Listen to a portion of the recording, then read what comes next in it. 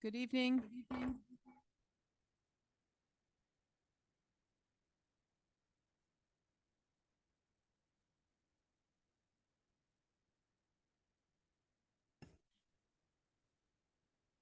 Okay. Please join me for our Pledge of Allegiance.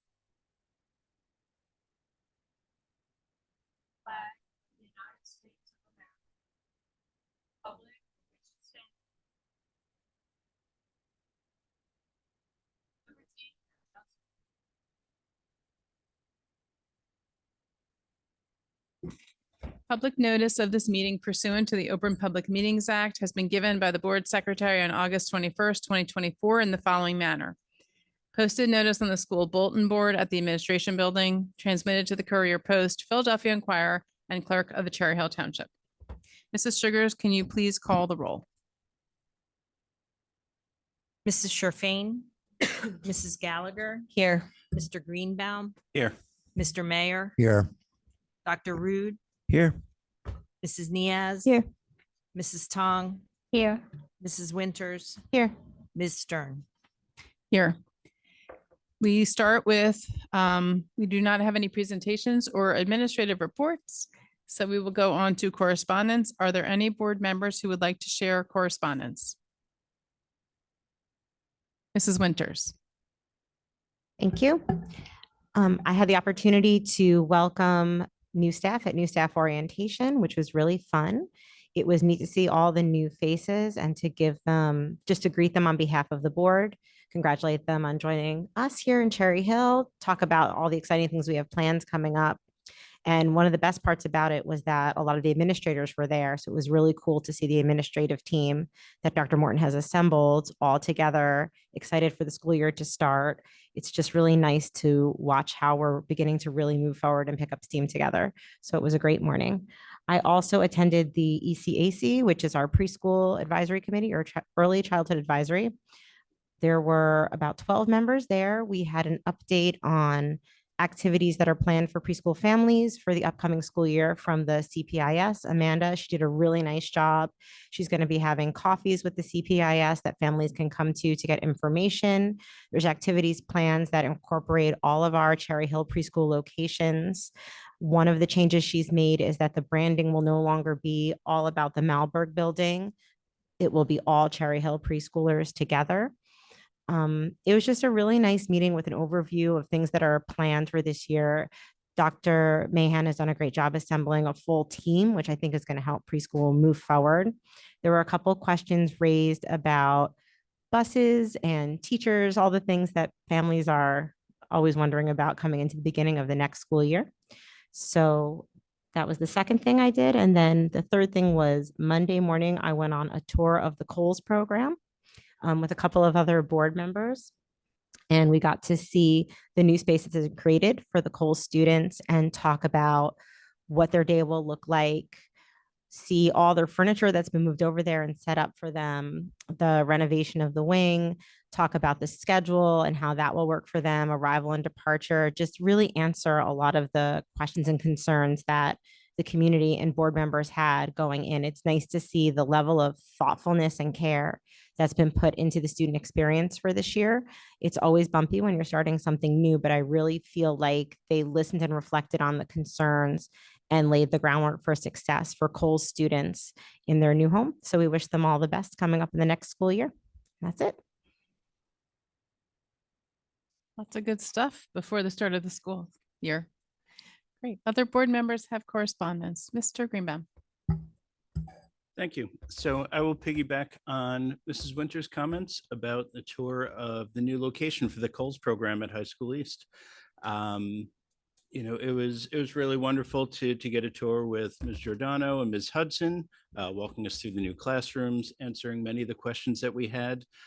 Some of my biggest questions had to do with how families will adapt to change and any concerns that may have been shared by families. And the main takeaways I had were that, for students looking for increased opportunities for inclusion, there are a lot of new opportunities that'll be available to them. And those who benefit from a more self-contained environment don't need to leave that wing to have their needs met. I'm really grateful to the amazing administration and staff running the program, and I'm confident they will be the keys to a successful transition to a new space with some great new opportunities.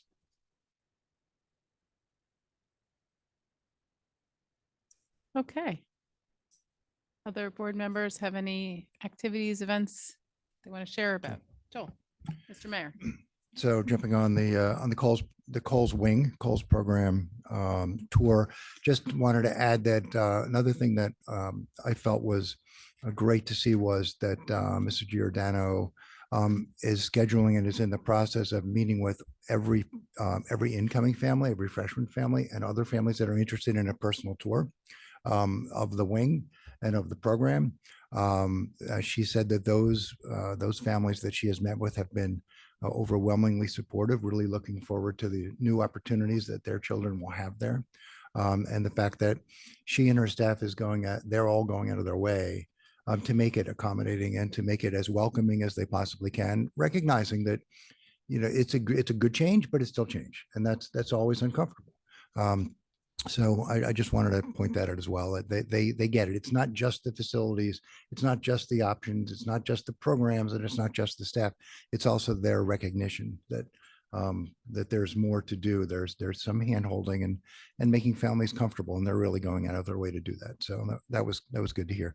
And then briefly, also just added an opportunity to meet with Mike Ritzius and Dr. Morton and a few others. On a essentially kickoff meeting with NJEA. They are so impressed with how our LMC is running here in Cherry Hill that they really want us in Cherry Hill to be a hub LMC for all of South Jersey as a model, which speaks again volumes for how well LMC is working. It's not just our staff that sees it and is participating. It is other districts out there. It is NJEA. They want to use our model and they want to take advantage of our expertise that's still building and new in LMC, but it's been such a positive experience for all involved that they think that we can really be a shining light and help other districts in South Jersey bring LMCs online and learn from what we are doing, and at the same time give Cherry Hill an opportunity also to listen and learn other opportunities and things that other districts are doing or thinking about. So it's just a kickoff meeting, much work to be done, much planning still to be done, but it's good to know that others are taking notice of the successes that we're having. So. Okay. Anybody else? Any other correspondence? I'm happy to share that I had the opportunity to attend the Every Student Succeeds Act stakeholder meeting along with Jenna and Salam. Thank you both for attending. This is a meeting that happens annually that is takes place in order to share with our stakeholders from every group in our community and our district about the different pots, so to speak, of federal funds that we get, and to which are there to ensure equitable access to education, educational resources and opportunities for all of our students. The funds, there's a lot of, as you can imagine, with federal funding, there are a lot of very specific and strict requirements for our funding, how we use the funds, which students they go for, and there's really very, very little wiggle room, so to speak. The way we have specific requirements for compliance. By the way, Mrs. Staffen was the one who presented primarily, and Dr. Mahan was there as well as adding in. The funding, as you can imagine, is heavily weighted to go towards students who live in our district, who are living through poverty. And also a lot of the funds, it's important to note, go via the state and then directly are passed to different districts.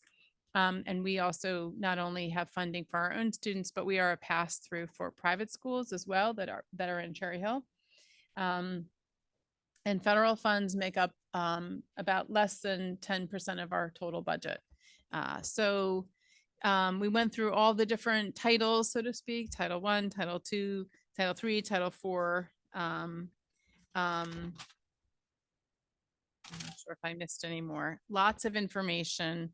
And I've been there before, but I've been to this meeting before, but it was helpful to get a refresher once a year. Things like we have the requirements that we have to get 2 quotes, no matter what. For, most services, sometimes we bundle our quotes from different schools. If they're under the same title funds, we'll have different schools put together to meet a certain threshold. And the different types of ways that we can use the different funds throughout the district. Things that we are specifically have to only use for certain students who meet the poverty threshold versus funds that can be used for schools that are part of our whole school ecosystem. Just lots there. There's a whole handout, which actually I had meant to share with everybody on Saturday, and I'm sorry that I didn't in my weekly email, but I will send it out this coming Saturday. So there's more information for everybody to look at. But so that was on Friday, and earlier in the week, I had a chance to attend, I think it was Monday morning, right, Dr. Morton? It was Monday morning was the administrators retreat. Monday morning. There was the administrators retreat, which was a retreat right here at the Lewis Building. And it was great to see, so many faces returning together.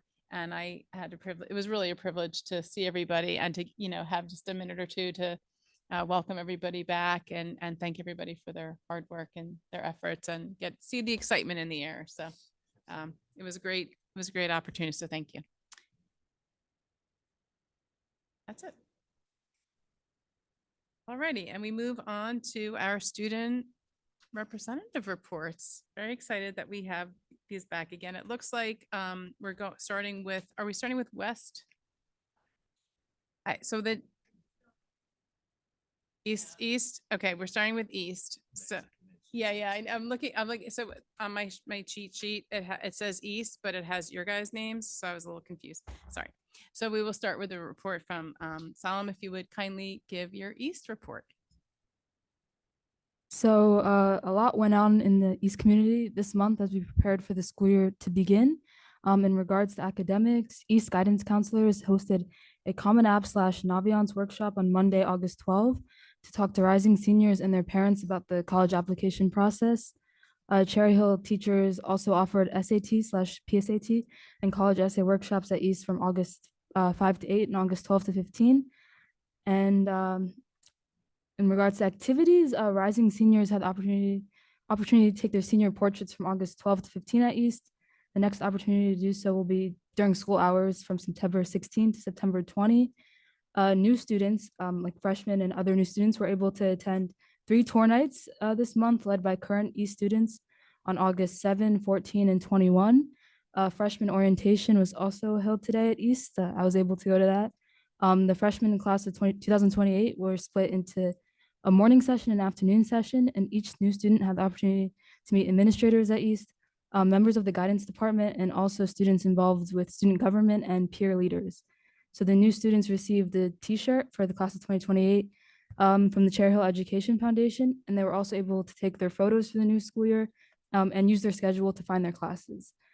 Tonight at 7 p.m., East peer leaders are also holding a freshman fun night where freshmen can attend while their parents or guardians are attending a parent / guardian orientation. So the new students who attend will have the opportunity to play games, get ice cream, and get to know their freshman year peer leader homeroom. In regards to athletics, East sports teams have continued to practice and participate in scrimmages in August in preparation for the fall season, which is rapidly approaching. East football plays their first game this Thursday at Clearview. So for the first time in a few years, when we received our class schedules this past Thursday, East sophomores, juniors, and seniors were assigned to a homeroom. Previously at East, only freshmen for like a few months were given a homeroom, and all other students And then freshmen, after a few months, usually in January, were able to participate in what we called lunch and learn, in which students basically had the opportunity to spend like the hour of the lunch break to do whatever they wanted on school grounds, go to clubs, get extra help, or some people just walked around. But this year, in considering the safety of our school community, Principal Finkel has decided that it's best for each students to attend assigned homerooms, and the cafeterias or annex during lunch breaks. I do believe that students will have the opportunity to choose their homerooms at some point in the year, though. So with the school year rapidly approaching in just a week, returning East students will be adjusting to a lot of changes, including a new principal and phone policy, the reintroduction of homerooms, and the welcoming of students from the Coles Alternative High School program into East. That, of course, is a lot of change in a short period of time, so we ask for the board's guidance, support, and patience as we adjust to this new normal. Thank you. Thank you, Solemn. And before we go on to the West report, I wonder if perhaps a little bit later, Dr. Morton, you can speak a little bit about the changes with the lunch and learn. Yeah, in your comments, because this has been a very hot topic amongst students and parents. And we want to just make sure that on record, there's a clarity about how that will work. So thank you. And thank you for all the updates. I'm taking some notes. Just today, we got a question from another parent whose child missed their senior portraits and wanted to know when the next date was. So it's helpful to have the information. Thank you. All right, move on to High School West. Oh, it's Jenna. Jenna's up. Okay, great. Thank you. For academics, summer reading for all grades is underway with resources provided in district and West provided emails. West students picked out homerooms and schedules were provided this past week. Any schedule changes students may be seeking can be submitted through the Google form via West Guidance Office. West provided an AP Summer Readiness Workshop on August 21st to ensure students looking to participate in high-level courses will be prepared for the school year ahead. Students getting ready, school getting ready for students, construction and cleaning were underway. PSAT, SAT workshops, college essay workshops, as well as opportunities for seniors to do math seminar were offered at West over the summer, and ACT testing will be held at West September 14th. Freshman orientation was held today. It included 2 sessions where students were given time to tour the building, meet classmates, faculty, as well as a parent meeting to provide resources to help the newly adjusting 9th graders. As far as athletics go, West football is back in action, having a media day, preseason practices, and even scrimmages starting as early as last week. Their first game is on August 29th against Triton. Field hockey and boys and girls soccer and cross country have all been busy with practices and scrimmages. Tennis, busy with practice, has created advertising for a new additional tennis coach at West. Cheerleaders have been up at cheer camp throughout the summer and participated in practices to learn routines for the upcoming season. General workouts were also held throughout the summer to allow athletes to keep in shape and recently have come to a close due to preseason.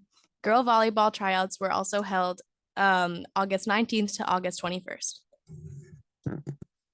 Marching band competed in their band camp last week. West senior Emily Davidson won the contest at American Legion Post to paint a mural in their building. This was her 2nd year in a row winning. Congratulations to Emily and her stunning talent. West vocal and a cappella groups have been rehearsing over the summer, preparing their standards. Rocky was announced as the fall play at West as well.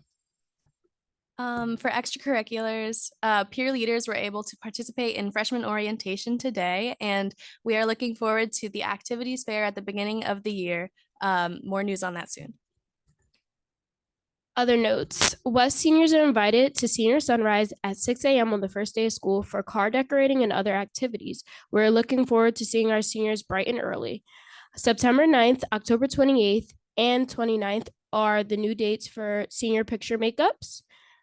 Students and parents have received ample notice regarding the cellular device policy for the upcoming school year. They are digesting and working to accept this new practice. And that is it. Thank you both for that great shared uh, sharing of the updates. Okay, we will move on to our first public comment. There will be 2 opportunities for public comment this evening. The first public comment session is for board action items only, items 13 through 17. There will be another public comment section for any school-related topic at the end of the meeting. If you are a student in the district, you may comment on any school-related topic during the first public comment. And we always give priorities to students to speak first. So if you are a student in the district, please identify yourself as a student if you are online by putting an S after your name. If you are a student in the room, you can certainly approach the podium first. If you would like to speak now, please identify the agenda item that you're speaking on and clearly state your name and your municipality. We will alternate between speakers who are here in the room and those who are online. Each speaker will give a maximum of 3 minutes to speak, and the timer on the screen will indicate the amount of time you have remaining. Public comment is an opportunity for members of the community to comment on matters relevant to the operations of Cherry Hill Public School District or within the authority of the Cherry Hill Board of Education. The board welcomes diverse opinions on relevant matters. Under established federal law governing reasonable restrictions on speech in public forums, statements which demean individual community members or groups or which are irrelevant to the operations of the school district or are repetitive will not be permitted. Community members who would like to present information not relevant to the school district are always welcome to communicate directly to the district superintendent, board president, and all board members via email or other alternative means. And we will start in the room. If anyone would like to speak, please approach the podium now.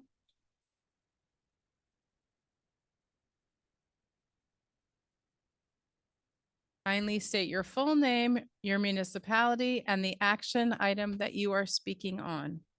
Sure, it's Rick Short, Cherry Hill, 14.1. Okay. I'm wondering what's going on at this NJPSA Fall Conference in Atlantic City. Because as it stands, I can't tell whether it's 20 people going. I can't tell if it's 32 people going.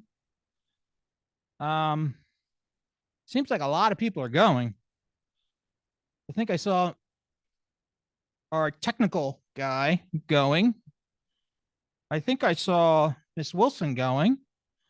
I think I saw Dr. Morton's executive secretary going.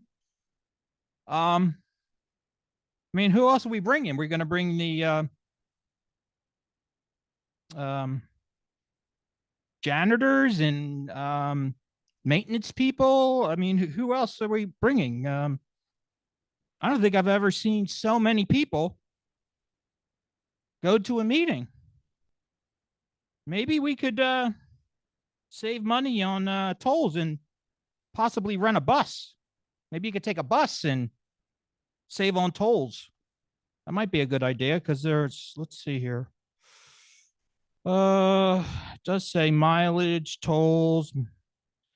Maybe the bus could stop and get $5 McDonald's meals or something like that because it's looking like almost $1,000.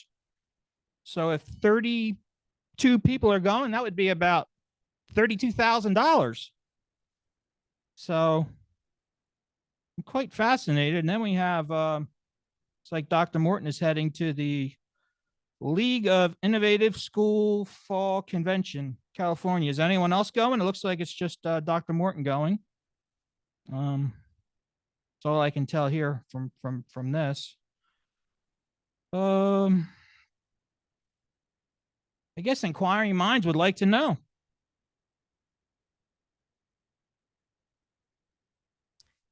Okay, we go back to the line and the name is Harvey Vasquez. If you could please state your full name, your municipality, as soon as the timer goes on and the action item you're speaking on.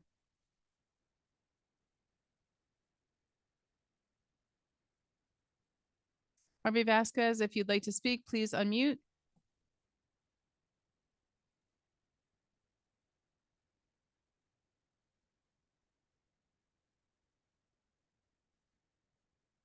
Okay, Mr. Vasquez, if that is you on the line and you're intending to speak, maybe we'll come back to you because you're still muted. And your hand is down, so we'll go to the next hand up online, which is, phone number ends in 788. If you could please state your full name, your municipality, and the action item you're speaking on, as soon as the timer goes up. My name is Jeff Podowitz, and I live in Cherry Hill, New Jersey. First 16.9, you're changing a job description for administrative assistant to the superintendent, and that's the revision. That you have an administrative assistant to the assistant superintendent. That's a revision, and then you have a new one, and you have an administrative assistant to to a director. Now that's unusual. Before it was executive secretary. I believe that was what the change was about, and maybe not. And actually, what happened was those two positions were changed to administrative assistant. And now, as far as I know, they were specifically for a superintendent. And now you've added one for one director. Will all directors now have administrative assistants? Are we going to have that much more personnel that is administration? Are we adding more? Will every director have that? It's a question to be asked. So I would say, don't set a precedent. The answer would be no for that. 14.1, Dr. Morton, League of Innovative Schools. He's going to that convention. I would vote no because we don't need any more innovation in Cherry Hill. We have lots of innovation or supposed innovation, and that adds to confusion. Too much innovation, too much change actually can cause problems.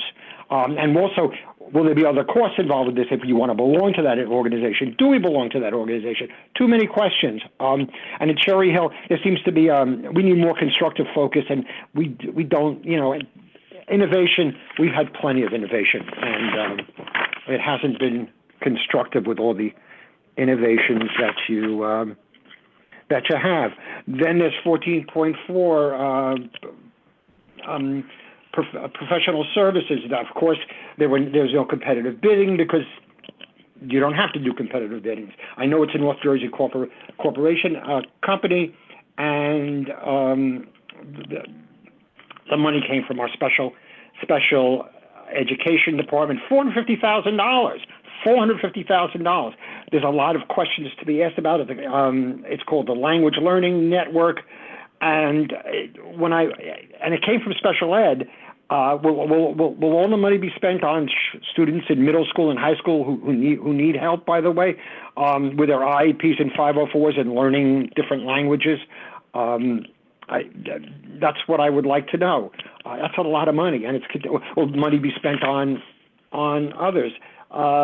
That's important. It really, really is. Will the teachers be in classrooms? That's important. Or will it be done by Zoom or something like that? Because they're very good at that. They're also very, very good at the Reggio Emilia technique. For your call. We go back to the room. Ann Einhorn, Cherry Hill, New Jersey. Regarding 14.4 and 17.3, because I think they walk hand in hand. For the on-site Spanish instruction at $450,000, does it also include virtual instruction by the said provider if we can't provide on-site regular teachers? And are we going to have regular teachers, or are we going to have a series of substitutes to fulfill a position? For 17.3, does it include how we will implement virtual instruction for a foreign language that is not considered an emergency? 15.6, preschool addition at Kilmer at 9 million plus. How much is going to be covered by the partial grant fund? That's not clear. 16.9, I also have issues. Administrative assistant to the superintendent. I believe we just hired one for Dr. Morton back in April, and I'm very curious as to why now it needs to be revised. The administrative assistant to the assistant superintendent also is being revised. The administrative assistant to the director is also new, and since there have been a series of new directors being hired by this board at the recommendation of the superintendent, how many more positions will you need? 17.3, I'm sorry, I did that already. I don't like to confuse myself. Obviously, I am. 16.10. Once again, how many times have I asked this board? Do you have no concerns about the addition of extra classes for individual teachers? This particular agenda shows 9 special ed classes at West need an instructor who has to take on an extra class, and then 5 world language at West. There is a problem here. So as long as we keep doing this, we're going to face more and more burnout by our teachers. And I think that's the last thing that we need to do. And I am going to say one thing. When people speak to you, whether it's on the phone or the mic, please don't roll your eyes or grin or laugh at each other, because everybody should be respected at this mic, whether you agree with them or not. Thank you. Okay, there are no hands online. So we go back to the room. If anyone would like to speak, please approach the podium. And please state your full name, municipality, and the action item you're speaking on when the timer resets.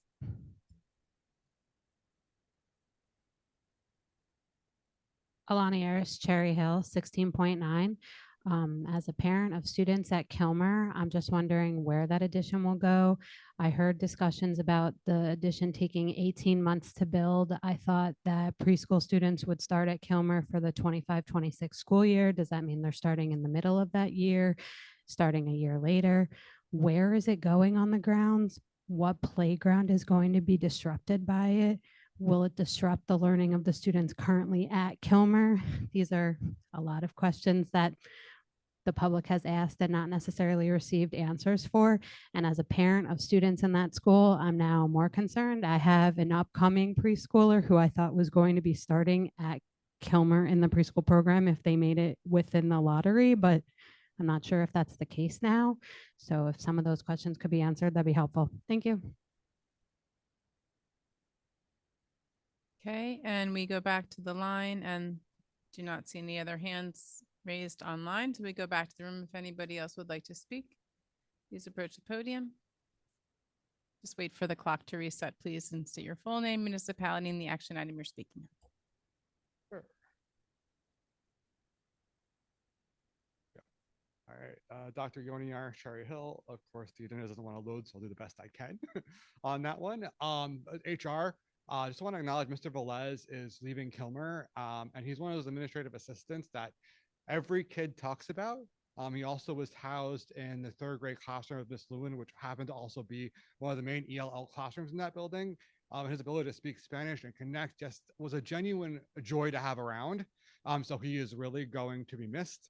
I want to echo the previous speaker's comments about the construction of Kilmer, just to get a little more details on that so that we know what to expect in terms of the impact, especially as we're seeing the impact at other buildings through the bond construction. And I think that covered it. Thanks. Okay, and we go back to the line. Again, no hands online. Come back to the room. Don't see anybody at the podium, so we will close first public comment and move on to superintendent comments. Thank you very much, Ms. Stern. So we are 7 days away from the return of students, and this is a time of much excitement, optimism, enthusiasm. We heard our board rep speak about student visits and student orientations with freshmen taking place today. It's been very exciting to see the kids in the building, the anxious anticipation of starting 9th grade in high school is something that's always wonderful to see, and to see what our kids develop into as they move forward is even that much more exciting. At the middle school level, the same is occurring. Students who are transitioning into the building are being transitioned in, and they've had wonderful orientation sessions. We're scheduled for orientation sessions at the elementary school on Thursday, and at the preschool level on Thursday as well. So we're looking forward to further acclimating our students into the school building. Principals have sent out welcome back messages. There should be information that's been communicated across the board to all families and to all students. So in reference to homeroom and the lunch split at High School East, the expectation for the district always was that students participated in a homeroom and a lunch time. The way that the district approved schedule works is that students have to be accountable for a specific location if they're not at lunchtime. Homeroom does not mean that students do not have the opportunity to choose where they may seek to go for additional support, help, team meeting, socialization setting. The most important thing, though, is safety of students. So when students report to a specific location, they just have to make sure that they take attendance and are accounted for. Essentially, that's what it is. That's what it's going to look like. Students at High School West have the same exact arrangement. They've had that same exact arrangement. I'm sure you could speak to Jenna and Rebecca, and they'll provide you with more information as well, Selim, about that. So students will continue to have choice, but it's just they will be at a specific location and have their attendance recorded. We're excited about the cell phone policy. The cell phone policy is a new policy in that it takes and it removes away the discretion from teachers to decide if cell phones are utilized during instructional time in classrooms. I think the board administration did its due diligence and speaking to the community, surveying approximately 4,000 people in our community, and also gaining an understanding of perspective of students, staff, parents, and everyone else. The policy that we've constructed and that's been implemented is exactly what the community said would be the best policy for us to follow. We wanted to preserve and protect instructional time. So if you think about it, while one is in classroom learning and being presented with information, we want to minimize the distractions during that time. So that's essentially what the cell phone policy does. During instructional time, we hold that time sacred. The use of the wireless devices are prohibited during that time. I believe our students will step up to the plate and that will respond accordingly. For some, it may be an adjustment, but I think it'll be smooth after a couple of months. I'm happy to hear that communication has gone out to all students and that this is a discussion. New staff orientation concluded today. We had about 101 participants in new staff orientation. This includes some staff who were hired after new staff orientation began last year. They were hired during the school year. They participated as well. But it's truly tremendous energy as well. It's wonderful to welcome new staff, and we understand that they are the lifeblood of the district, and they are the ones who provide that direct support, service, and interaction for our kids that help our students to learn and to grow. I just want to say thank you to our principals for the great job in hiring excellent candidates. Thank you to the Human Resources Office and Ms. Lieber. They've been a buzz. It's been like popcorn popping down there, and they've been very accommodating. So thank you. Thank you to Dr. Mahan, Ms. Staffen, and the CNI office for putting the sessions together. Thank you to the technology office for your great support. Our administrative assistants who have been there to support, the Principals Association, CHASA, Teachers Association, CHIA, all presenters. It truly was a team effort. We talk about collaboration, but this was an exhibition of collaboration and effort. So there's a tremendous amount of construction taking place throughout the district. We heard board members speak about an opportunity to visit the Coles program over at High School East. It's remarkable to see what's been done and with that wing and what's been done to provide our students who are a part of that program with a place that they can call home. As I've traveled about throughout the district, it's somewhat overwhelming, but it's also something that stokes my level of appreciation for the truly fantastic work that our custodial staff and our maintenance staff have done across the district. Really is impressive. Really is impressive.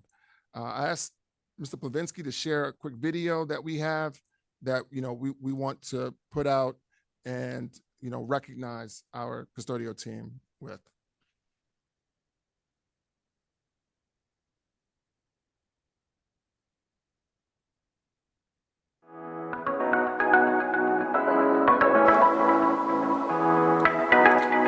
Our custodial staff are truly rock stars.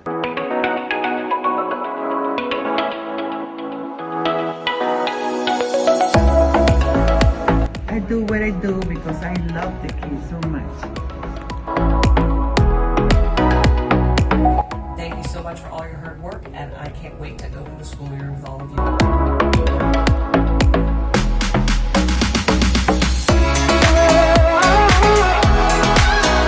custodial staff, led by Sarah Pacheco, is absolutely phenomenal. Just a great big shout out to our custodial staff. They do incredible work. Thanks so much, custodians. We appreciate it.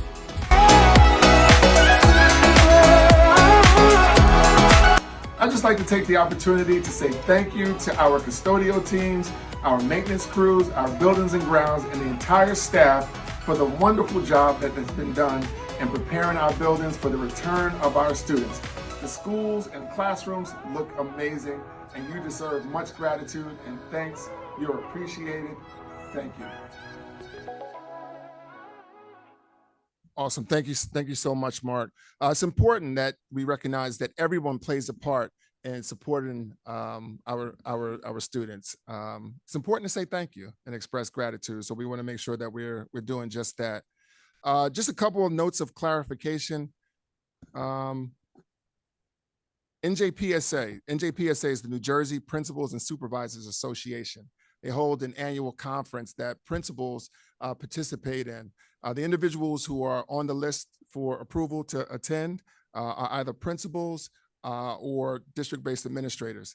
We are very excited that this year, one of our very own is being recognized as Principal of the Year, Dr. Neil Birdie. This is a conference that is a statewide conference. So there are thousands of administrators throughout the state that come and take part. It's a place for great learning, networking. It's just a wonderful opportunity for engagement. LLN is not a special education resource. LLN is designed to provide the district with world language teachers, particularly Spanish teachers, to fill vacancies that we've been unable to fill. You may have heard that there's a teacher shortage, and the availability of world language teachers has been scarce. So LLN is a company that we're working with to provide full-time in-person teachers, not substitutes, not virtual, full-time in-person. Job descriptions have been updated. We've shifted from assistant superintendent positions to director's positions.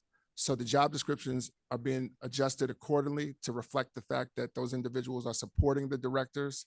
The assistant superintendent position that I previously held in years past, as well as Ms. Weathington's position, is not being filled. Instead, we have director of elementary and secondary in those positions. And then my last piece for now, additional class periods at High School West, special education, and world languages as well. There were a number of positions. They've done a great job in hiring. Part of the provisions that employees are required in the state of New Jersey is they're required to give 60 days notice to their current employer if they're under contract. So if teachers left their district in January and they signed a contract, they have to give 60 days notice from whatever that board approval date is, that they are board approved. Consequently, teachers may not be ready to start on September 3rd, but they may start at a point later in the school year. As a result, we want to make sure we have high quality, well-trained staff to support students so that there's not any kind of drop off in terms of their level of education. That's why we have the number of additional teaching periods that we do on the list. And with that, thank you, Mr. Thank you for all those very helpful comments and updates. Get officially on the record, clarifying concerns and questions. Okay. We move on to the action agenda. And we will start with 13.1. And I'm going to move the appointments. The superintendent recommends, and I move the following: 13.1, affirmative action officer; 13.2, Title IX officer; 13.3, Section 504 officer; 13.4, ADA officer. And that's it. Do I have a second? Dr. Rude, are there any board member questions about this one? Seeing none, Mrs. Sugars, can you take the roll call, the call? Can you take the vote, please? Board members, you may cast your votes. Mrs. Sugars, I'll be abstaining from 13.1 to 13.5 due to conflict of interest.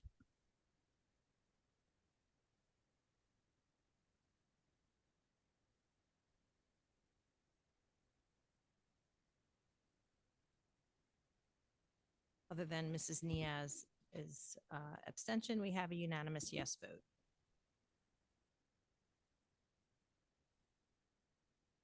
Okay, thank you very much. And we move on to curriculum and instruction. And Mrs. Winters, can you please move the CNI agenda? Certainly. The superintendent recommends, and I move the following. 14.1, approval of attendance at conference and workshops for the 24-25 school year. 14.2, approval of out-of-district student placement for the 24-25 school year. 14.3, approval of services contract with NJ Commission for the Blind and Visually Impaired for the 24-25 school year. 14.4, approval of professional service agreements for the 24-25 school year. 14.5, resolution for the award of settlement agreements, and 14.6, first reading of policy. Do I have a second? Ms. Stern, are there any questions on the CNI agenda tonight? Mr. Greenbaum? Thank you. There were a number of questions this week on how the program will operate in 14.4, the professional service agreement for world language instruction. Can you provide some clarification on the program? Will it be in person, et cetera? Sure, I'd be happy to. So like Dr. Morton indicated in his comments, there's been a longstanding conversation about needing to fill world language positions. There is a teacher shortage, but it's especially acute when it comes to world language positions. So ever since I joined the board 2 years ago, it's something we've been discussing. Coming into this year, we had a number of vacancies. And at first the conversation was around filling them with virtual instructors. They would be teaching live, but they wouldn't be physically in the room. But it was a solution to the problem, but it wasn't something that I was particularly thrilled with. I know that other people were still looking into it. And fortunately, we've come up with a really good solution. This contracted position with Language Learning Network will allow us to have certified New Jersey teachers in classrooms for kids to fill all the positions that were vacant. So now we're going to have certificated Spanish teachers teaching Spanish. It'll be grades 6 through 8 and also at one of the high schools, so that students will all have equity in the level of instruction they receive in foreign language. It's something that I'm really happy with, and I'm really proud that the administrative team kept pursuing and working on a way to resolve this problem. Unfortunately, from all the research that I've done, the conversations I've had, there just aren't world language teachers out there. If anybody out there wants to be a world language teacher, now is the time. I encourage everybody to go into world language because it's, for me personally, world language is something that's really important. I think as our community becomes more and more diverse and global society is something that we're all part of now, learning how to speak another language is key, learning to understand another culture. So it's not something that I want to cut back on, but we do need to be able to fill those positions with instructors that will provide high quality instruction for our kids. My understanding is that the amount of money for this contract is going to be coming out of the money that was already allocated for the positions that we had set aside. So this isn't in addition to, this is, we didn't fill those vacancies, that money was there. So now we're going to be using it with this contracted group that can come and provide the instructors for our students. So I think it's a good resolution for this year. Hopefully moving forward, we'll be able to hire more in-district Spanish teachers. But for now, I think this provides equity to our students and high quality instruction that we all expect.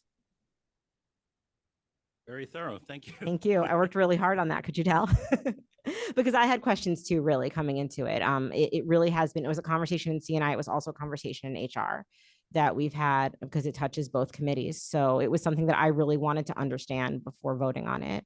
But I really think that this is the best possible solution that we can have for this coming academic year. And then moving forward, continuing to explore how we fill world language positions. Any other questions on CNI? Ms. Tong? Yes, having that said that we contracted out, would the teacher be the same teacher on in each, like consistently for that class or be? Yes, different? the teacher is going to be there for the full academic year. So the teacher will be assigned to the class for the full school year. It'll be consistent, not like a sub. Thank you for clarifying. Sure. No, that's really important, that consistency for our kids. Any other questions? Dr. Morton, did I get all that correct? I tried real hard. Thank you so much. Seeing no other questions, Ms. Sugars, can you please call the vote on the CNI agenda?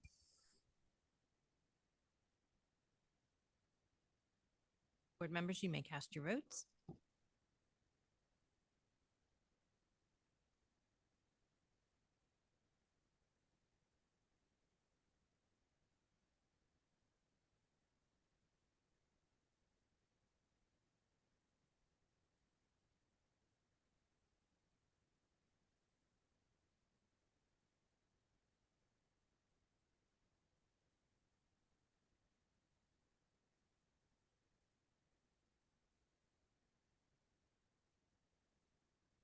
We have a unanimous yes vote. Okay, thank you. We're having some problems with board docs tonight, so votes are a little slow. I almost didn't think I'd be able to see my agenda, so got kicked out. We move on to Mr. Greenbaum. If you could kindly move the business and facilities agenda. Thank you. Superintendent recommends, and I move the following. 15.1, approval of minutes, board work session, special action meeting minutes, and executive session minutes for July 9th, 2024. Approval of minutes, regular meeting minutes, and executive session minutes for July 23rd, 2024. 15.3, financial reports. 15.4, alternate method of compliance, toilet rooms for early intervention and pre-kindergarten classrooms. 15.5, resolution to approve solicitor for affirmative action investigations. 15.6, resolution for the award of bids. 15.7, resolution for the award of transportation. 15.8, approval of Cherry Hill McKinney-Vento DCP&P students going out of district and out of district placement for the 24-25 school year. 15.9, acceptance of donations. And this week we have a donation from Bank of America to be used toward the music program at High School East. And I think that'll do it. Do I have a second? Mr. Mayor, are there any questions? Mrs. Winters. On 15.6, which is the preschool additions and the toilet rooms at the Malberg building. This is the preschool ROD grants, correct? So a portion of that money was the ROD grants we applied for and got from the state, and then a portion is funded by the district. Yes. So I took some notes when we had a question during first comment. So if our share is about 9.2 million, that represents our 60% share. So 40% share coming from the ROD grant should be around 6.2 million. And that's something we discussed when we allocated those funds last year. I want to say April of 23, when we had the budget discussion then. And for those, I have like a picture memory of the Malberg building in my mind because my kids attended there. The additional toilet rooms will be that front wing. Those classrooms that did not have toilets in the classroom, the kids had to go down the hall, which if you've ever been with a flock of preschoolers, that is an extremely challenging thing to do, is to take a group of preschoolers. So I'm really excited that this will be in place for them going forward. And then the addition is going to be the other hallway that goes straight back when you walk in. The addition for the new classrooms will be going back off that. But I'm not as familiar with Kilmer. Do you know where the addition will be placed at that building? I have seen pictures, but it has been some time. I'm going to look over towards Mrs. Sugars and see if she has any recollection. Otherwise, we can follow up. It's going to be kind of, if you're in the parking lot and you're facing the building, it'll be at that back part where the current playground is located now. That will be relocated. They'll get a new playground as part of this project, and we'll also have a preschool playground installed as well. That's awesome. Thank you so much. Yep. When I went to board conference last year, the need to have a preschool level playground at schools where you have preschool students was something that was talked about a lot when I went to all the preschool sections. So thank you for saying that that's going to be a piece of the renovation going forward. And it's 18 months, right, for the build out for these classrooms. Yes. So bids opened last week on the 22nd. We're voting tonight to award that contract. Once they break ground, it's approximately 18 months for construction. So to answer your question from earlier, we're looking at the 26-27 school year. Once the additions at Kilmer and Melberg are completed, that's when the additional toilets will be added at Melberg. And everything, if all goes well, should be ready for the 26-27 school year. As far as any anticipated disruptions, that's something we could ask at our next construction meeting, unless you have any additional information. Well, of course, we want to keep the disruptions to a minimum as much as we possibly can. I think probably where we may run into issues, because this is new construction, it's not disrupting necessarily what's already going on in the building. But connections will have to be made, right? So we'll have to connect to the current electric, we'll have to connect to the current HVAC. So those are the kinds of things that we'll try to do in the summer or weeks off or things of that nature. Thank you. And as we resume I assume we're resuming our monthly construction meetings as the school year starts. The questions I typically ask are, when is this going to be done? And what is the disruption going to be? Because those are the questions we always get asked, and I always want to have those answers. So I'll certainly follow up as I get those answers. Are there any other questions? Mrs. Stern. I'm sorry, just you were talking about the 60% and 40%. Can you please just clarify where the funds for the 40% will come from? Sure. So when we applied for the ROD grants, my understanding is the district pays 60% of the cost, and the ROD grants from the state cover the other 40%. And that's that. So for the three ROD grants, is it three? For Kilmer, Melberg, and the toilets. Yes. And so I'm sorry, let me rephrase the question. Sure. And the 60%, where is that money coming from? Those are in capital reserves. We set those aside last year, I believe. Right. As part of our budgeting process, we allocated funding out of the capital reserve for our 60%. Yep, that was part of last year's budgeting process in April of 23. So that's when we decided to set those aside, when we opted to move forward with preschool. Thank you. Okay, are there other questions? Okay, seeing none, Mrs. Sugars, please open the voting. Board members, you may cast your votes. I'm going to vote no on 15.6.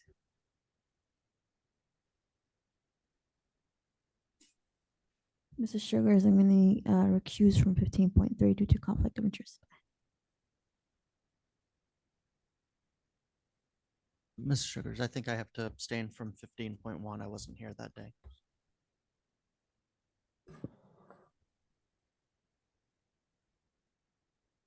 Ms. Sugar, I need to abstain from 15.1 and 15.2, and yes to the rest.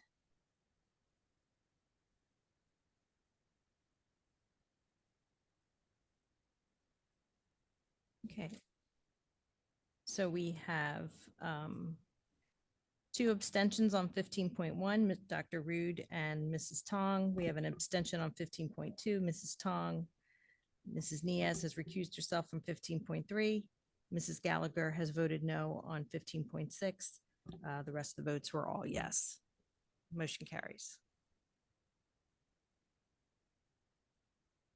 And we move on to the HR agenda, and I will move that. The superintendent recommends, and I move the following: termination of employment certificated 16.1, 16.2, termination of employment non-certificated, 16.3, appointments certificated, 16.4, appointments non-certificated, 16.5, assignment salary change certificated, 16.6, assignment salary change non-certificated, 16.7, leaves of absence certificated, 16.8, leaves of absence non-certificated, 16.9, approval of new and revised job descriptions, 16.10, other compensation certificated. Do I have a second? Dr. Rude, are there any questions from board members? Seeing none, Mrs. Sugars, can you please call the vote? Board members, you may cast your votes.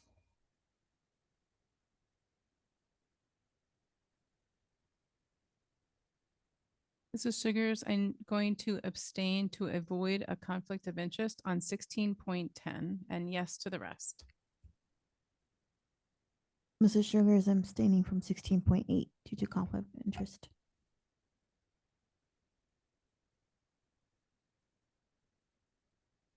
Okay, so we have an abstention from Mrs. Niaz on 16.8, an abstention from Ms. Stern on 16.10, and the rest of the votes are yes, motion carries. Before we move on, I know that Dr. Morton would like to introduce us to one of the newest members of our team. Absolutely. Thank you so much, Ms. Stern. So at our July 23rd board meeting, the board approved the appointment of Mr. Ray Robinson Jr. as a new assistant principal at High School East. Mr. Robinson was unable to join us at that meeting, but he so graciously offered to come to this meeting to just share a few remarks with the board.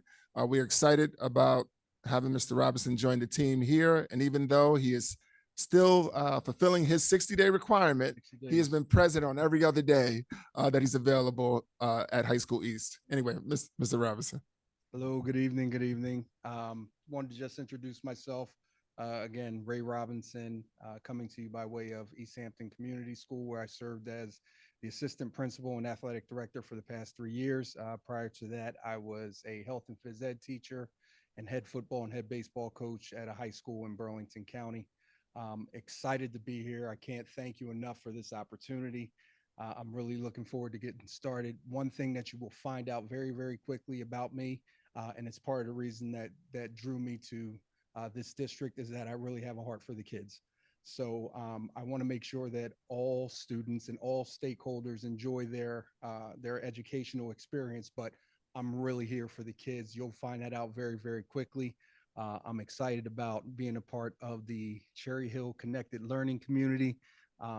Many thanks to Mark Pravinsky. He told me that one time and it stuck in the brain. So I'm proud of myself for that. But thank you guys for having me. I will not let you down.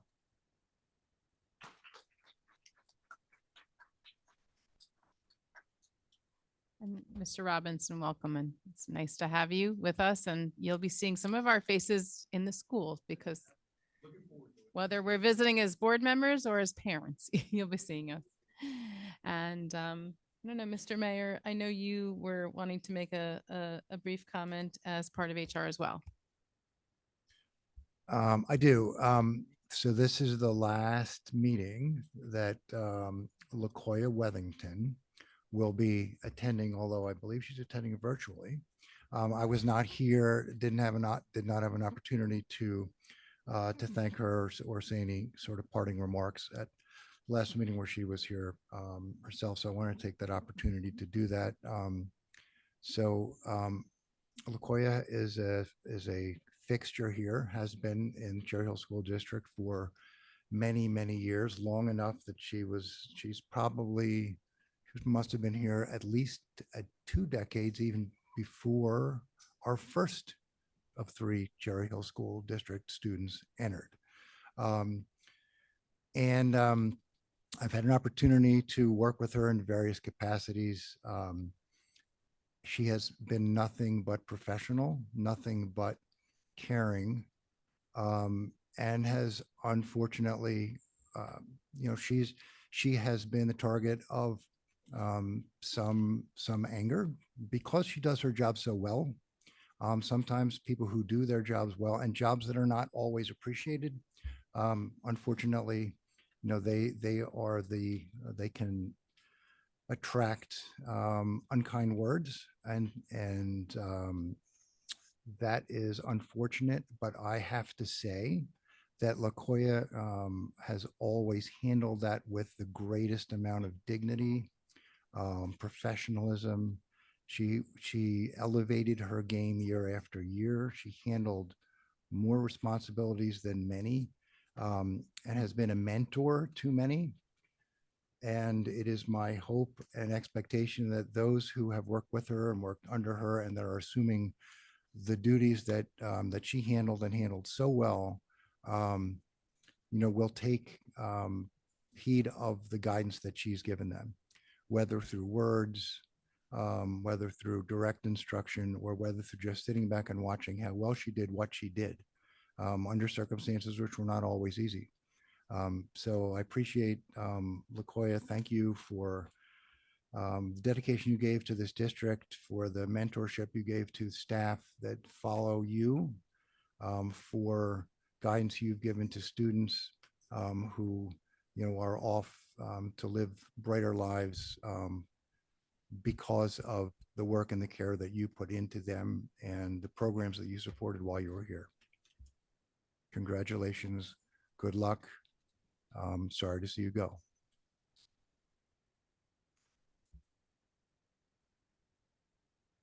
Really appreciate your recognizing Mrs. Wethington on her last board meeting night before her retirement. So best wishes. Thank you. Okay, we don't have any action items to move for our strategic planning, so we'll go on to. Oh, but of course, thank you so much for keeping me on track. I think I got caught up in the fact that Mr. Mayor was done. I have more boring things to talk about now. I am not going to diss you tonight. I promise. No, I was the one that just got this. You're That's off right. the hook. It's Mr. Mayor's turn. Has to be one flub every meeting at least, right? Mr. Mayor, could you please move the P&L agenda? Sure. Superintendent recommends, and I move the following. Item 17.1, approval of harassment, intimidation, and bullying investigation decisions. 17.2, approval of harassment, intimidation, and bullying hearing decisions. 17.3, resolution for the approval of remote virtual instruction plan. And just a reminder that that is a resolution that attended to a required statutory policy that every district in New Jersey must have a plan to shift to virtual online instruction, in the event that, there is a reprise of, the last one 3-4 years ago. Some movies, some movie sequels are good. This is not a movie sequel anyone expects. Bottom line is, it's a required policy that every district has to have. That's what 17.3 is. Do I have a second? Mr. Greenbaum, are there any questions? Seeing none. Mrs. Sugars, would you please open the voting? Board members, you may cast your votes.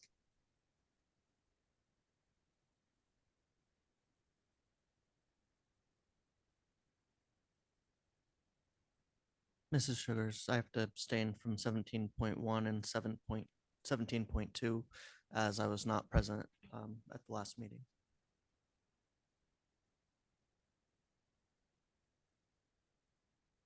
Mr. Sugar, I need to abstain from 17.1 and 17.2, and yes to 17.3. Thank you.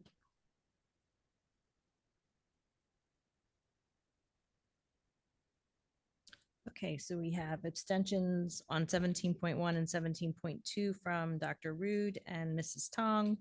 Otherwise, we have all yes votes and the motion carries. Okay, so take 2. We do not have any items, unfortunately, but we will continue to have more in the future for 18 for strategic planning. So we'll move on to new business. Is there any new business? Okay.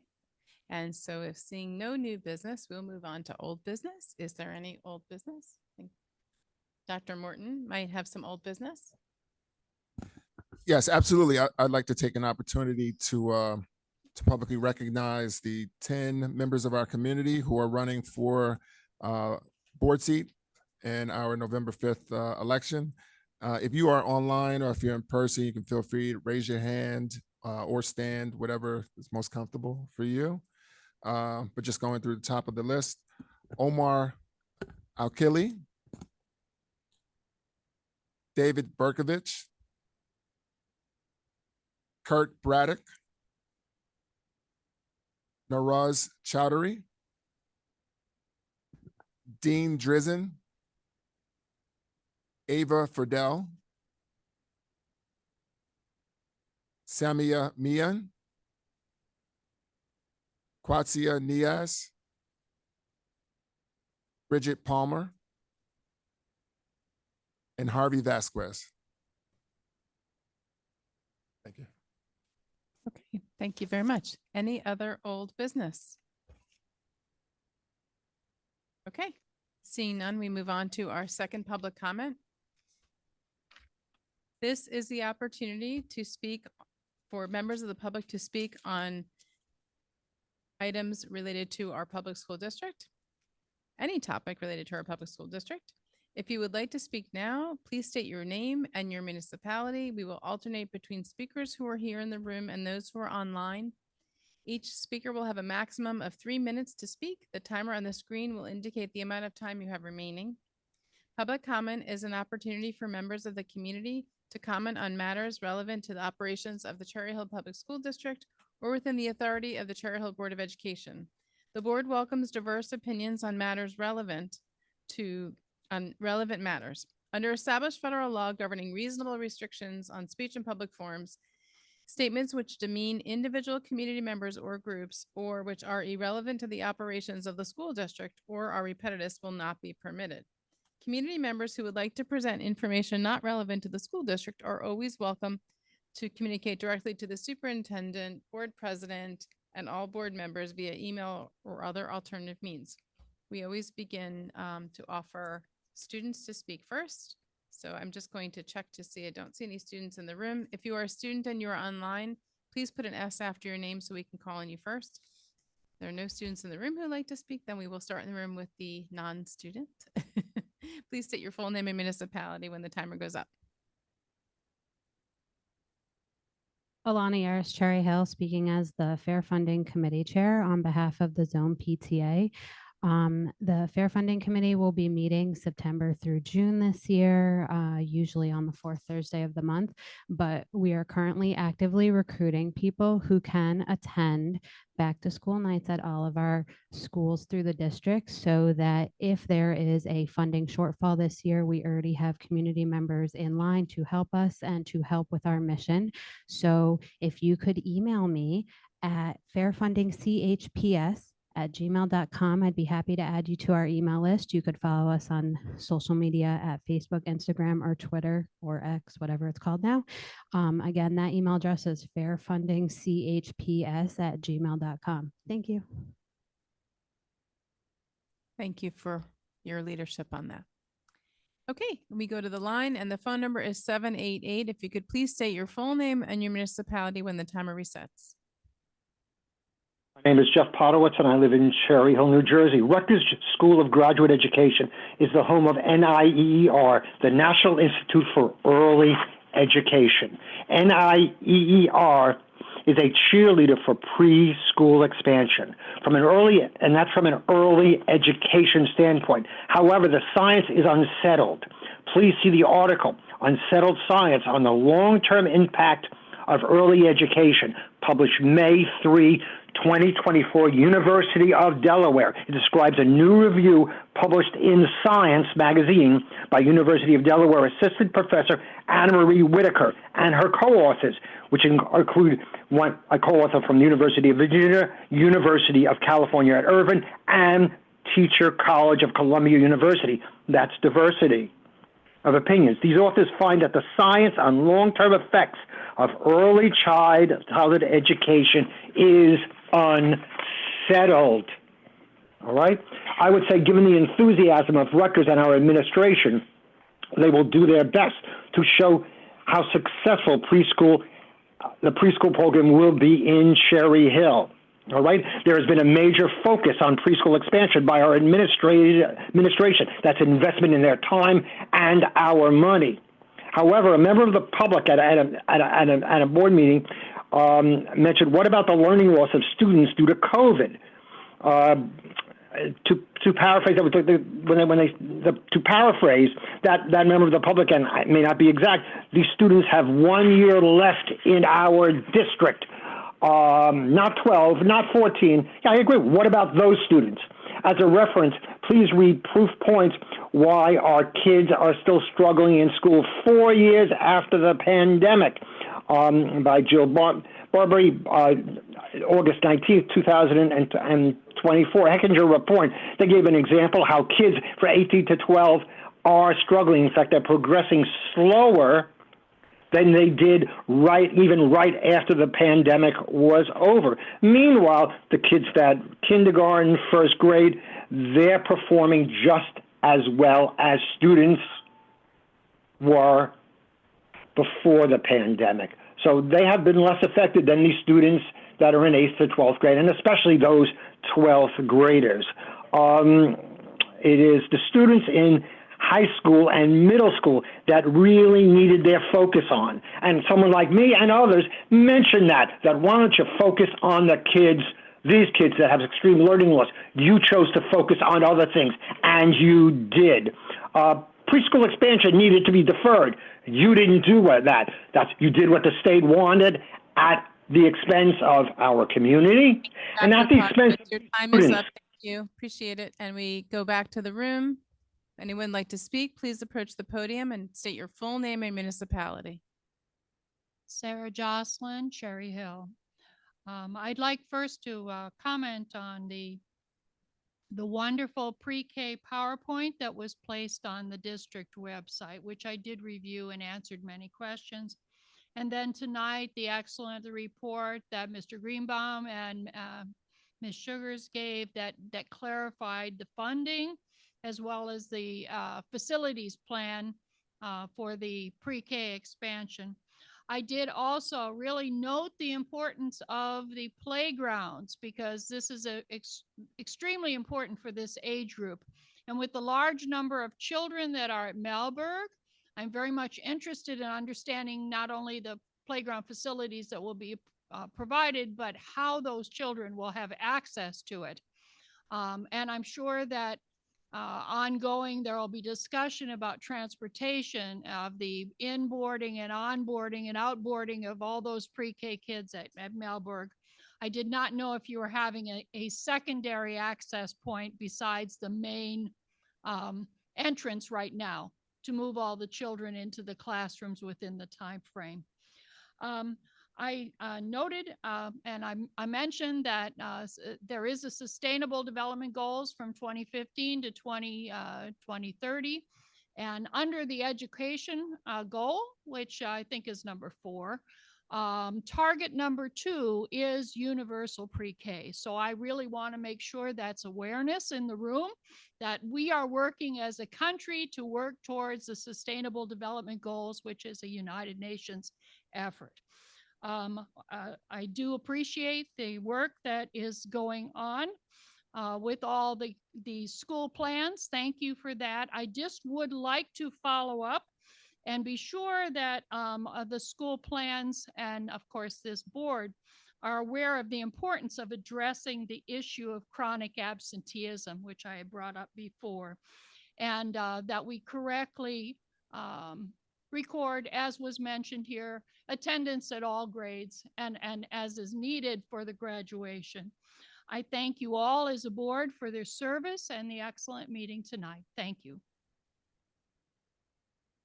Thank you. We go to the line and it is Harvey Vasquez. You could please state your full name and municipality once the timer restarts. Yes, Harvey Vasquez, Cherry Hill. I just wanted to take an opportunity to correct the records. For the last board hearing, I mistakenly spoke on who had prepared the presentation. So Dr. Morton, my apologies to you. I was under the impression that the administration had created the presentation that was given to us as a community. However, the fact still remains that there's a lot more details that some of the community members have requested. I would only think that it would be fair, not only for the community, but for many other candidates who are running for the Board of Education this coming election. We have to engage with our community in our meet and greets, and I would like to be able, and I speak for myself, I would like to be able to make an informed decision and responses as I communicate with our community. I cannot do that if I don't have all the details of the full report. I have official requests, so I hope that this report is given to the public sometime soon in the coming days, so that we could become informed on all of the details that that surrounds around the redistricting and so forth. Thank you very much. Appreciate it. Thank you. We go back to the room. If anyone would like to speak, please feel free to approach the podium. Please state your full name and your municipality when the timer restarts.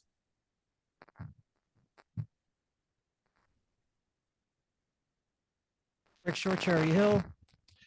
I want to, first off, I want to apologize for my misquote. I will correct that quote, Dr. Morton, that I did make. The speech tonight is dedicated to the students in this room, because there's a lot of security gaps and nothing is being done. Madam President, Vice President, Mr. Greenbaugh, do you remember where you were standing when the bus hit a student? Do you remember the blood sop up material that was used? Do you remember where you were standing when 7 shots were fired at Cherry Hill West? These are all security failures, ladies and gentlemen. Do you remember where you were when the student committed suicide? Mr. Greenbaugh, again, the plastic protection has been removed from the bond money. It was in it. They took it out, and you do nothing. Mr. Greenbaugh, you do nothing. You have paving worth $741,000, and they did. Mr. Short, if Yes. you have comments, please direct them directly to the chair of the meeting, which is me, the president, not anybody else at the table. Thank you. He's responsible for the bond. Mr. Short, please direct your comments to me. If you'd like to target one of us, please I'm not target me. targeting anyone. He's in charge of the bond, and he's failing. Now you're stopping me again. Okay, on to Dr. Morton. Dr. Morton. There were 76 HIBs, an increase of 76 HIBs in between 2018 and 2023. Rough amount of people that involves is about 4,120 people that are involved in these extra 73 HIB cases. If you take the 3 people in each case, which equals 6, times the 9 board members, that's the amount of people that are involved. Dr. Morton, you're also responsible for the extra 173 cases of HIBs under your restorative justice plan, which involved over 9,120 people. You, sir, are failing.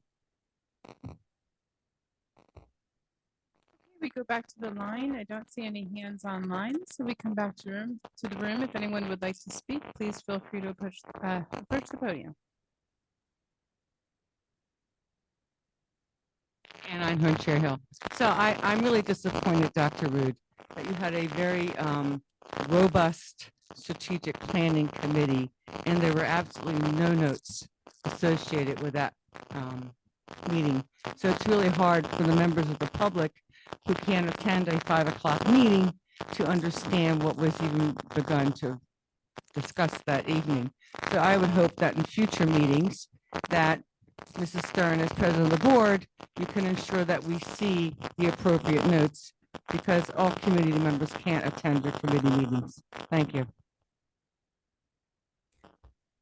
Okay, we go back to the line, and the name is Karen Grossman. If you could kindly state your full name and your municipality as soon as the timer restarts. Hi, Karen Grossman, Cherry Hill, or Karen Fusco, I should say. I emailed the board and Dr. Morton earlier today to express my concerns for the Malberg preschool. With the high number of turnovers at this particular school, I wanted the board to know, as well as everyone here, and listening afterwards or online, that I'm asking for something to change, a plan, something to retain our new and current teachers coming in. Our little student body deserves a stable environment, and our teachers deserve more recognition. Happy teacher, happy classroom, happy parent. I would also like to agree with the gentleman before speaking of the effects of COVID. Our curriculum is pre-COVID, and our curriculum waits for no student, no teacher, really. You don't understand. Too bad. Next lesson. It is a shame. In my experience, the school's curriculum only benefits students that do not need any learning support, my children included. Also, this is my first meeting attendance, and it's really eye-opening, the district's spending. It seems there is so much spending of our kids' money that should be getting put back in our classrooms. Hold on one second. Added to teacher and support staff salaries, not hiring more admin assistants for people who are quite capable of fielding their own calls and emails. I could probably use an assistant right now. You scream budget cuts, but all I see are you spending money on crazy things like $450,000 is crazy. For instance, conferences. If teachers must pay for their own conferences, why are the administrators getting their expenses paid for? Administrators get paid 2 to 3 times more than our teachers. Come here. That's my little guy. He's being affected by the Malberg thing. I was not present to see if the board approved those conferences, but if they were approved, you say you appreciate teachers, but your actions and the board's approval of their travel show otherwise. And I'll give the rest of my time back. Yeah, I know. I know you're busy with little guys, but would strongly suggest if you have time to stay on to listen. We do have superintendent comments after public comment. May or may not know that. Okay, I'll try. So if you're able to just stay on and listen, you don't have to, you don't have to stay on the phone. You'll hang up after your time, but you'll hopefully hear some helpful responses to concerns as a lot Okay. of community members often. Thank you. do. Thank you so much for calling in, and take care of your little guys. Okay, we go back to the room. If anyone would like to speak, please approach the podium.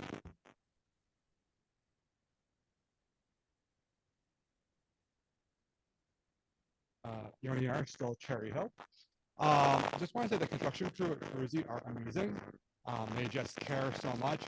We crossed through that area to go to the park on Gerardo Lasso Park, and one of my younger children is obsessed with construction equipment, loves watching everything, and just the crew has just been awesome and just incredibly friendly and just really dedicated. We had a chance to say thank you to them. We have a student at Cruzy. I was a student at Rosa when that was getting done, so I feel like I'm living through this all over again. But this time I got to watch it. So just really grateful for all their work and getting it done. Based on the email today, it seems like there won't be TCUs at Cruzy in the fall, which would be incredible if they were able to get through the A-wing like that, because that is unheard of in construction world, especially in Cherry Hill. To say that we have classrooms that were fully done in the time that they needed to be done without delay really is understated excellence. So major props to that. Also acknowledging the communication coming out of Cruzy this summer has been amazing. For people who have lost their offices, we're here for several weeks while Cruzy was shut down due to the asbestos abatement and health concerns. The new principal has just hit the ground running. I'm so excited to see what she does as the actual principal when the kids are in the building. Looks like an amazing hire, and just really credit. It's great. Every time she sends email, she also sends a text message out, so you know to go check your email. As a parent of many children, I appreciate that because sometimes emails get lost. So that visual reminder is really helpful. Also, as going to Kilmer, really exciting to start the year for only the second time with the same principal as the year before. Really appreciate that. Miss Daniels has been absolutely incredible. She has revived the building, revived the spirit. You hear it from the teachers, you hear it from the students. She is incredible, and it's really fun when you get to year 2, which is when the person really starts making the school their own. And I'm so excited to see what she does with that. I really loved the facilities video. I spent the last month at my school in Willingboro, and I see how hard they work. And we've only got 8 buildings, and you have 19. And just really awesome to see that acknowledged, because it is thankless work in a way. And if they don't do it, we see it and people will complain. But when it is done, they don't see it. They're not in the building. They don't see the smell of the wax. They don't see the experience of it. Just really grateful for everything they've done to get 19 buildings up and running, including the new wing construction at East for the alternative high school. So just lots going on, and they're going to be facing 5 interesting summers during bond construction on top of that.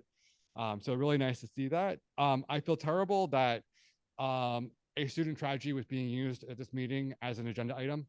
I was here in Cherry Hill from the massive suicide crisis. It's personal to me, and is never appropriate for those incidents to be used for anything but to express sorrow for the family and support them and grow as a community so that we can support mental health.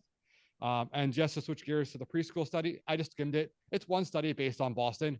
It's a statistical dot in the world of things. It's always good to read them, but Thank you. Thank you, Dr. Yars. Okay, do not see any more hands online. We come back to the room. If there's anybody else who'd like to speak, please approach the podium. And doesn't look like there's hands online or in the room, so I will close public comment and turn this over to Dr. Morton for superintendent comments. Thank you again, Ms. Stern. So staff morale is of extreme importance to us. We've utilized the buzzword LMC, or Labor Management Collaborative, quite frequently, but truly the intention behind it has to do with the research in promoting staff wellness and giving staff a voice, allowing administrators and staff to work together in a cohesive manner that promotes togetherness, promotes unity, but also promotes the success of students. It is a bedrock belief of ours for the district, and anything that happens that's contrary to that, you have to assume would be of concern.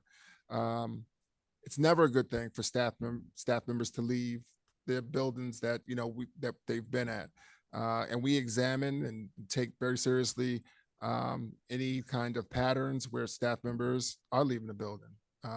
Personnel matters are personnel matters. They're not to be discussed publicly. But for those community members who do have concerns and reach out, the administrative team and myself do respond accordingly and are willing to engage and have the conversation with you to clarify your understanding and to answer questions that we are able to answer. I know there was much chatter and many questions authored about Malberg and vacancies that may exist or vacancies that may be existing. I can tell you that Malberg will be ready to go on the 3rd, on Tuesday. All classrooms will be staffed accordingly. There'll be a number of high quality, great candidates that we've been fortunate enough to hire. Others have been hired, but are going through the finalization of the hiring process as well. But we believe that the school will be in a good place as it relates to staffing. We are not hiring additional administrative assistants. We are not hiring additional administrative assistants. Again, we've made reorganization moves where instead of having assistant superintendents, we have directors in those positions. The job descriptions were tailored to the role of assistant superintendent. The job descriptions needed to be adjusted because we've hired the directors, and the directors are working in the stead of the assistant superintendents. These are not new people. They aren't new positions that we've hired. We're just making the adjustments to reflect the staffing that we have. As a matter of fact, the reorganization that we've done has actually allowed us to be in the green. We're running in a place where we're spending less on administrative staff than we did in the previous year, but we're not hiring new positions. As it relates to NJPSA and administrative conferences, it's critically important that we have an opportunity for our administrators to learn and grow, to participate in networking opportunities, to be exposed to the best, the most effective practices as it relates to leading schools and educating our kids. Professional learning is of critical importance, and without professional learning, there is truly no growth. So for individuals that are charged with leading entire school communities, it is necessary that we ensure that they participate in relevant cutting edge, research-based professional learning opportunities. The NJPSA conference is a great conference. NJPSA is a phenomenal organization, and they do great work. In addition to that, our contractual agreements that we have with the various associations provide opportunities for administrators to engage in professional learning experiences. We would be violating their contract if we were to withhold the opportunities from administrators to go forward. Now, there's a certain limit to the spending that occurs, but every building principal and everyone who's a part of the CHASA Association has an opportunity to identify relevant training and to participate and attend that training as part of their contractual agreement. I think that's about it. Thank you. Thank you, Dr. Morton. I have a few more for you, if that's okay, if you could speak to a couple of things. Because I think we're really working on, and it's part of our goals to have better communication and help make sure that the information coming directly from the district is accurate for the community, right? So some of the things that came up tonight were also about, and I hear this a lot, one thing taking away from another, right? So for instance, in addition to our administrators, contractual obligation we have to them to support their professional development, could you speak a little bit about the contractual obligation and support that we have for other staff, including teachers in our district for continuing education? Yes, absolutely. So I mentioned new staff orientation when we started this out. New staff orientation was 3.5 days of professional learning as teachers transition into the district. Throughout the course of the year, our new staff have a requirement to do an additional 18 hours. And then on top of that, all staff, including new staff, have 6 hours of professional learning requirements that they have to meet on an ongoing basis. They typically do that after school hours are over, but there are mandatory trainings to ensure that there's consistency in terms of the delivery of information, consistency in terms of what has been learned, and consistency in terms of the implementation of those items as well. In addition to that, you'll see opportunities for teachers to engage in professional learning experiences outside of the district. If you think about just the number of certificated staff members that we have, it's more fiscally responsible for us to have key staff members go out, receive training, and then come back and turnkey that training for other faculty and staff as well. But it's important. I mean, critically important. Professional learning, professional development is part and parcel of a dedication to continuous growth.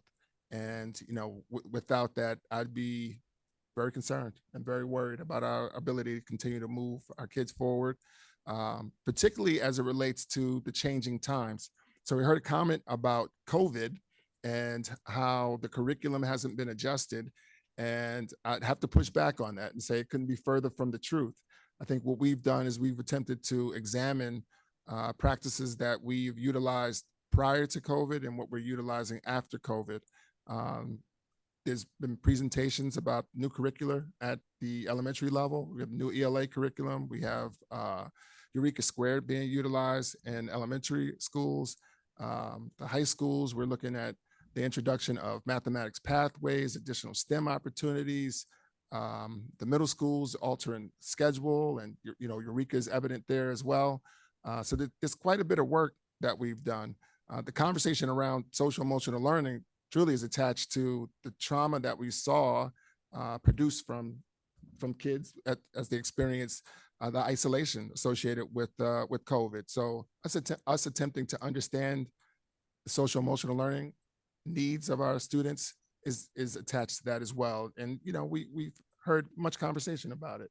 It's a conversation that will continue as well as we move forward. So thank you, Dr. Morton. And I specifically, just forgive me for carrying this a little bit longer, but it's lovely to hear from people from the community, people who speak very frequently, and also brand new people who say this is our first meeting. And, you know, we heard someone, and I think she might still be on the line. I don't know how she's doing it with little kids at home. Thank you for hanging in there. You know, I would just say to you, you know, last meeting, you know, actually we spoke extensively about, I think it was the last meeting, about the new, we have and this is speaking to other callers, we have to really amplify what Dr. Morton is saying, brand new English language curriculum for our entire district, K through 8 and pre-K K through 8, and then our high school as well. And significant revamping of curriculum and instruction.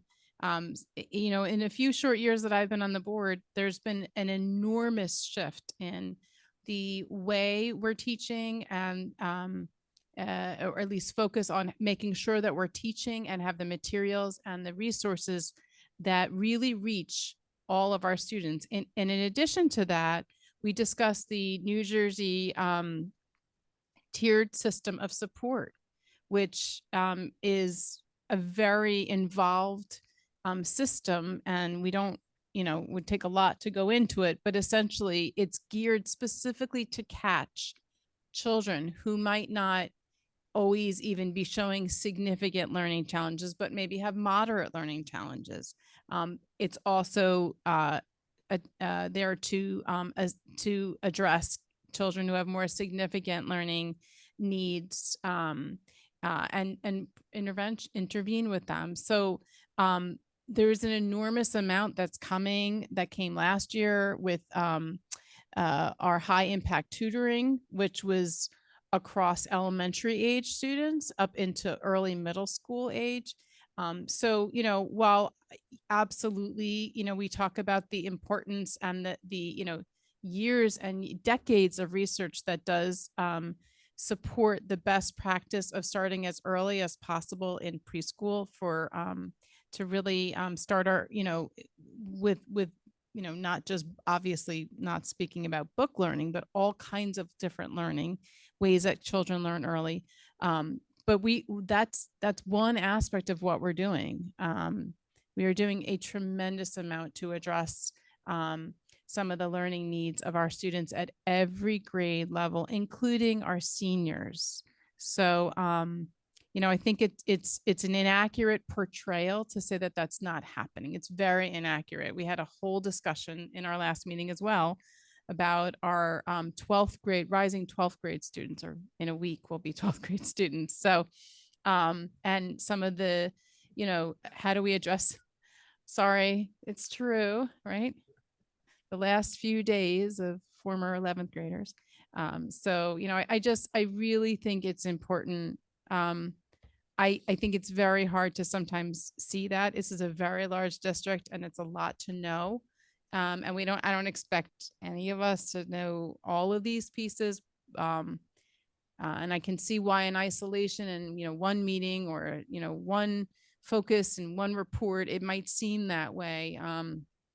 But it's really inaccurate. And it's quite honestly, I worry very much about what that sounds like for the teachers who are listening, who are working really hard to implement this new curriculum or to understand this whole New Jersey tiered system of support that we're implementing. I don't want them to feel that there's a misunderstanding of all the work they're putting into it. And yes, you know, having opportunities to take a break and go do some new to learn at professional development is re-energizing for teachers who might want a break from the everyday in and out of intensity of teaching, and from the administrators, the in and out every day.